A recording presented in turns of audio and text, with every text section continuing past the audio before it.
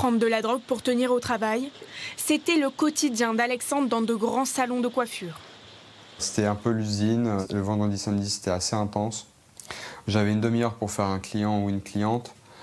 Jusqu'à 15 clients par jour. Alexandre consomme de la cocaïne pour, selon lui, tenir le rythme, remplir les objectifs de rentabilité. Il va même jusqu'à prendre du crack, une drogue encore plus forte.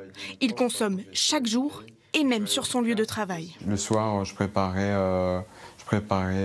mon produit, quoi, et je venais au travail avec, et donc je consommais dans les toilettes, quoi.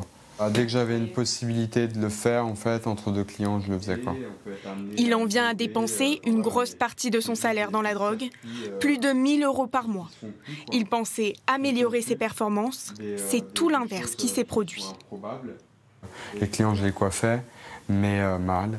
Je faisais des coupes complètement alambiquées et pas propres du tout. Une descente aux enfers remarquée par ses patrons, il perd son emploi. Alexandre décide de faire une cure. 1 an qu'il n'a plus touché à la drogue. Dans le monde du travail, ces exemples se multiplient.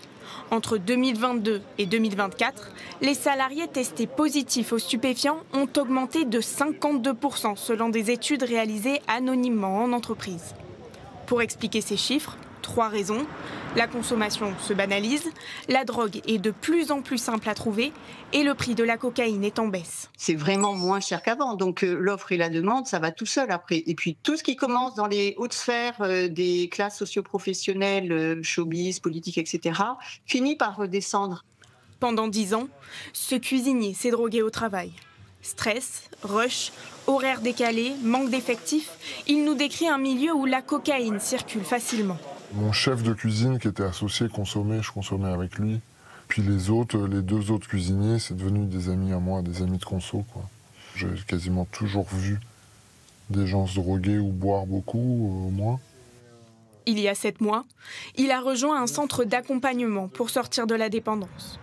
L'année dernière, plus d'1 million de Français ont consommé de la cocaïne, un chiffre en progression.